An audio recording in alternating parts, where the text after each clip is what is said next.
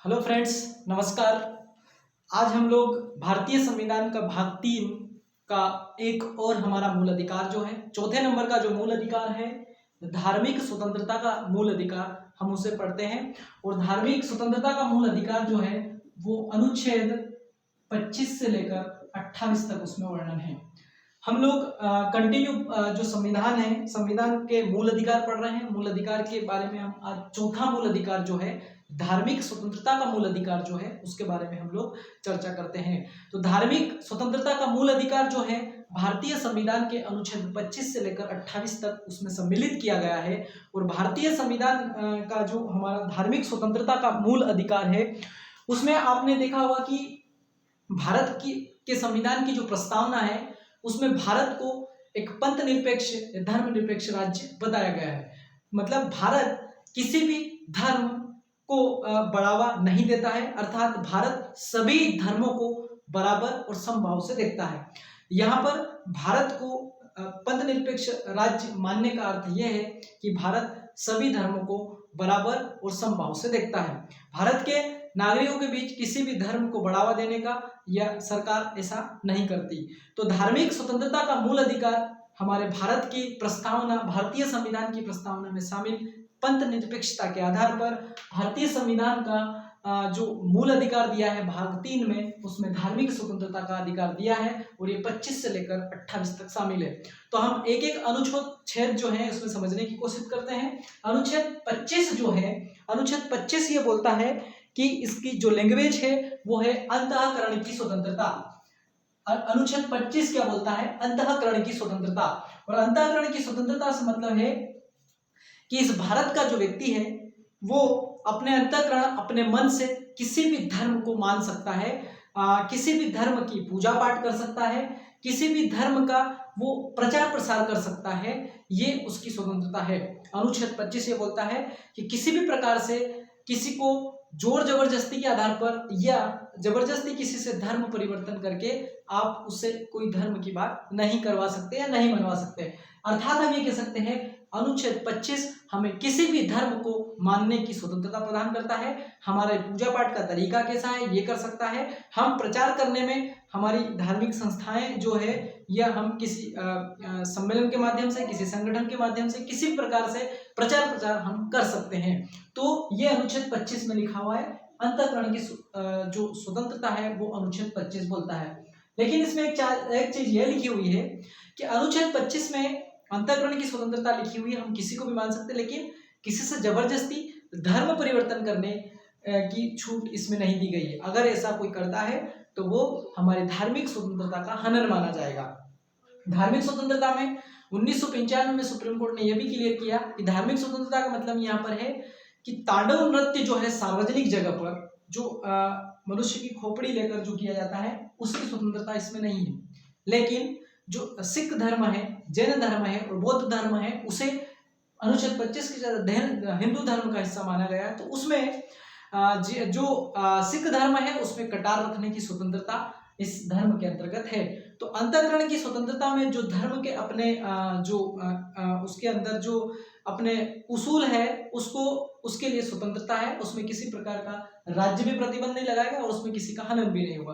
अर्थात अनुच्छेद 25 अंतःकरण की स्वतंत्रता देता है, लेकिन तांडव नृत्य आप सार्वजनिक जगह पर नहीं कर सकते हैं। साथ ही जबरदस्ती किसी से धर्म परिवर्तन कराने की बात नहीं कर सकते। अगर ऐसा करते हैं तो वो हमारे धर्म की अनुच्छेद 25 में उसका उल्लंघन माना जाएगा। साथ ही इसमें कहा गया है कि राज्य अगर चाहे, और राज्य की बात अगर हम करते हैं तो अनुच्छेद 12 याद रखिएगा, उसमें राज्य की परिभाषा दी गई है।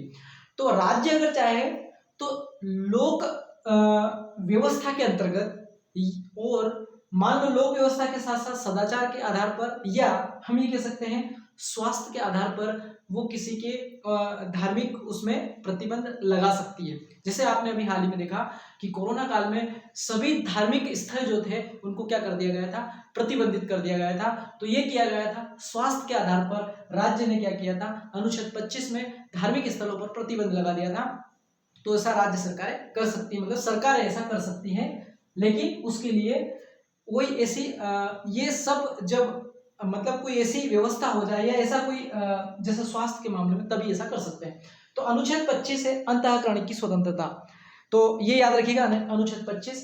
अनुच्छेद 26 बोलता है धार्मिक कार्यों की प्रबंध की स्वतंत्रता। धार्मिक कार्यों की प्रबंध की स्वतंत्रता। तो धार्मिक कार्य के प्रबंध की स्वतंत्रता यह है कि मान लो कोई अपने धर्म के प्रचार प्रसार के लिए, अपने धर्म के प्रबंधन के लिए अगर कोई धार्मिक संस्था की स्थापना करता है या उसका पोषण करता है तो उसकी स्वतंत्रता अनुच्छेद 26 के तहत दी गई है। अर्थात जब आप किसी धर्म को मान रहे हो तो उस धर्म से संबंधित किसी संस्था की स्थापना करना, उसका पालन पोषण करना, ये आप कर सकते हो। अनुच्छेद 26 आपको स्वतंत्रता देता है।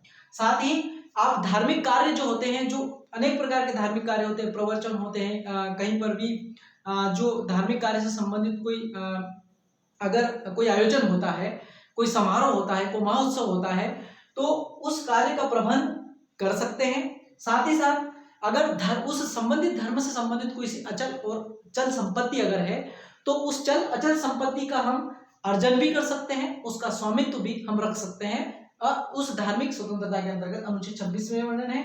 साथ ही अगर वो संपत्ति है, उस संपत्ति का जो धार्मिक संपत्ति जो है, जो चल या अचल हो सकती है, उसका विधि के अनुसार संचालन भी कर सकते हैं। ये अनुच्छेद 26 हमको स्वतंत्रता देता है। अर्थात जो जिस धर्म को मानता है उस धर्म से संबंधित उस धार्मिक कार्यों के प्रबंध में उस धर्म से संबंधित किसी संस्था की स्थापना करना, उसका पोषण करना, उस धर्म से संबंधित कोई समारोह है तो उसके कार्यों का प्रबंध करना।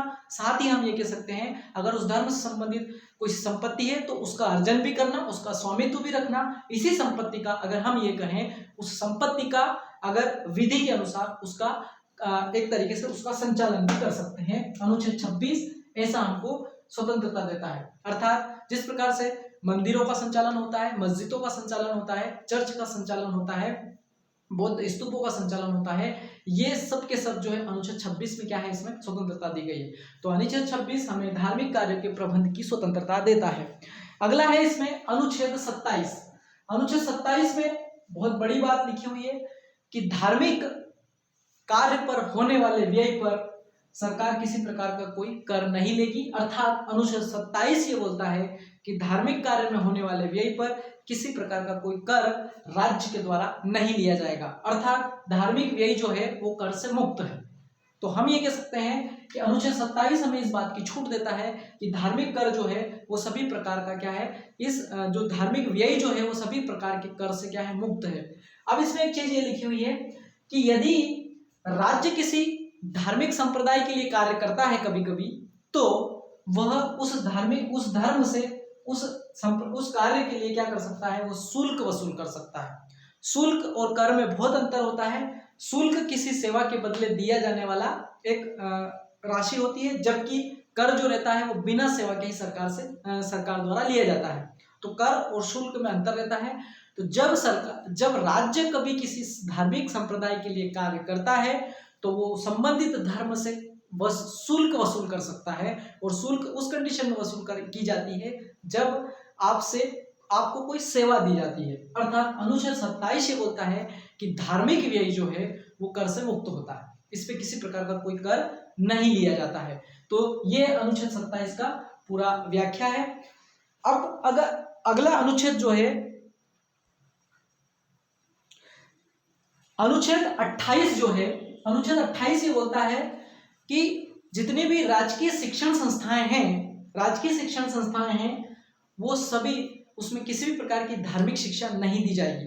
अर्थात हम ये कह सकते हैं कि राज्य से वित्त पोषित जो संस्थाएं हैं, राज्य से वित्त पोषित संस्थाएं जिसमें राज्य क्या करता है, अनुदान देता है, उसमें किसी प्रकार की कोई धार्मिक शिक्षा नहीं दी जा सकती, क्योंकि हमारा देश जो है वो धर्मनिरपेक्ष या पंथ निरपेक्ष राष्ट्र है। इसलिए किसी भी राज्य द्वारा अनुदान प्राप्त या राज्य द्वारा वित्त पोषित जो शिक्षण संस्थाएं हैं उसमें किसी भी प्रकार की धार्मिक शिक्षा नहीं दी जा सकती। ये अनुच्छेद 28 इसका प्रतिबंध करता है।